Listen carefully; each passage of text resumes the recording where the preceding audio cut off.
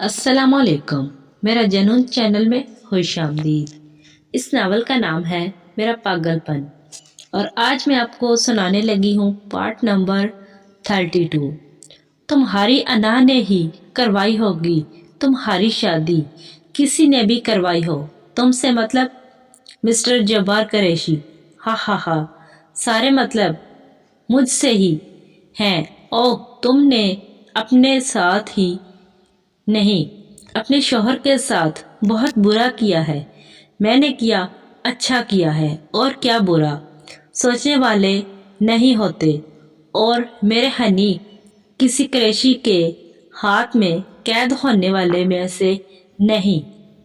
غلط فہمی بہت جلد دور کر دوں گا میں بھی، اس نے فوراً بولا۔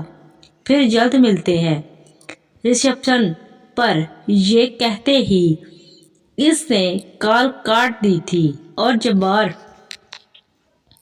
کے پورے بدن میں جیسے آگ لگی تھی۔ وہ زور سے چیخا تھا، تمہیں پا نہ سکا منظور، تمہاری محبت نہ ملی، ٹھیک تھا، مگر تم کسی اور کی ہو جاؤ، منظور نہیں۔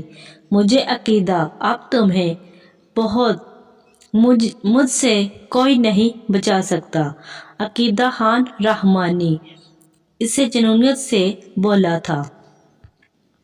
اس کی آنکھوں سے وحشت صاف دکھائی دے رہی تھی، اور محبوب کو کسی اور کا ہوتا نہ دیکھنا نامناسب، زیادہ اذیت ناک تھا۔ جبار قریشی، وہ انسان جو 16 سال کی عمر میں رحمان صاحب سے ملا تھا۔ رحمان صاحب، اس کے والد کے دوست، تیری حالت ٹھیک نہیں لگ رہی، بس تم مجھے پاکستان بھیج دیں۔ لیکن ہوا کیا یار، علینا مر گئی؟ یقیناً تو نہیں۔ ہاں یار، پیسہ ہے میرے پاس، بس تو مجھے یہاں سے بھیج دو۔ ٹینشن نہ لے، صبح یہاں نہیں ہوگا، اور ہاں، میرے بیٹے کو ساتھ لے جانا۔ مجھے پتا ہے تیری تو توجہ ہوگی تو اپنے بیٹے کا حال رکھیں گے، ویسے ہی میرے بیٹے کا بھی رکھیں۔ بس تو نے دونوں کو اپنے جیسا ہی بنانا، تم پریشان مت ہو، بس پاکستان بھیج دو اور سب مجھ پر چھوڑ دو۔ یوں ملتے ہیں وہ دو گندے کاموں والے لوگ، اور اس دن سے لے کر اب تک وہ دونوں ایسے ہی ساتھ تھے۔ جہاں جبار کا نام لیا جاتا تھا، وہاں رحمان صاحب کو ضرور یاد رکھا جاتا تھا۔ وہ بے حس بے ضمیر لوگ تھے، شیطانی کام کرنا ان کا مقصد تھا۔ انگلی نفس شیطانی کام کر کے خوش ہوتی ہے۔ تم نے اچھا نہیں کیا۔ وہ آبدار تھا، وہ ہر قدم تحمل سے اٹھانے والا شخص تھا، اسے غصہ نہیں آتا تھا وہ، لیکن عقیدہ نے ساری حد پار کر دی تھی۔ بچی کے نام سے جاننا چاہ رہا تھا، ہر مرحلے پر جگہ اس کی بدنامی ہو رہی تھی، خاص کر کے گھر والے۔ اس کے ابا آج کسی وجہ سے صرف اٹھانے کے قابل نہیں رہے تھے۔ اف، ہو کیا ہوا؟ ہو گیا، ایسا تمہیں کبھی معاف نہیں کروں گا میں، تمہاری معافی چاہے بھی نہیں۔ جس دن چاہے ہوگی، اس دن تڑپ رہی ہوگی تم، اتنا بتا دوں۔ تم کہہ رہے ہوگے میں نے معاف کر دی، اور میں نے تمہاری سن ہی نہیں پاؤں گی۔ حنین نے اس کے منہ پر ہاتھ رکھا تھا، وہ مہلی تھی۔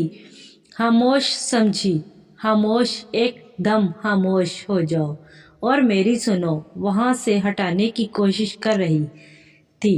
تم کو میری بیوی بننے کا شوق ہوا اور ہے، نہ میرے سکون برباد کرنے کا۔ اب دیکھو میں کیا کرتا۔ بہت کر لی تم نے اپنی من مانی۔ اس نے غصے سے حنین کو دیکھا تھا اور اپنے ہاتھ مکہ بنا کر اس کے پیٹ پر مارا تھا۔ اوہ وہ جی ہاں جی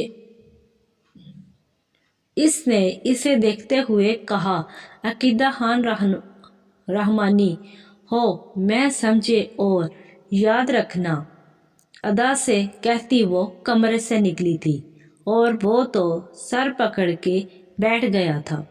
عقیدہ وہ اپنے حد سے باہر نکل گئی تھی۔ اب اس پر سختی کرنا اس کا فرض بن چکا تھا۔ وہ بے حد پریشان تھا اور پریشانی اس کے چہرے سے واضح ہو رہی تھی۔ ولی آج تمہیں جاننا تھا نہ۔ وہ اس کی کلاس لینے کھڑی ہوئی تھی۔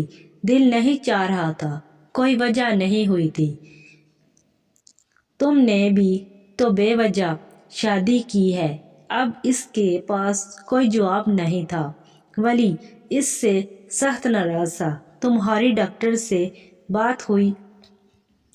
عقیدہ نے ٹاپک چینج کیا۔ ہم ہوگی آتے ہی ہوں گے۔ وجہ واپس آنکھیں بند کر کے لیٹ گیا تھا اور عقیدہ بھی کمرے سے باہر آ گئی تھی۔ وہ کافی کم گو ہو گیا تھا۔ وہ پہلا جیسا نہیں رہا تھا۔ نہ جانے وہ ولی شیخ کہیں کھو گیا تھا۔ السلام علیکم۔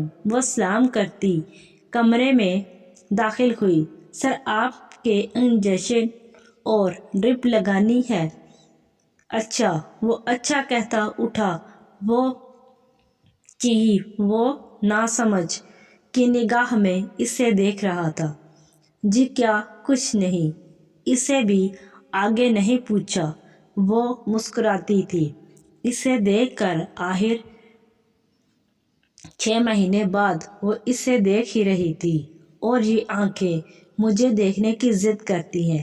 وہ بنا لیے جو کھائے اسے دیکھ رہی تھی۔ مس وہ یکدم اپنے خیال سے باہر آئی۔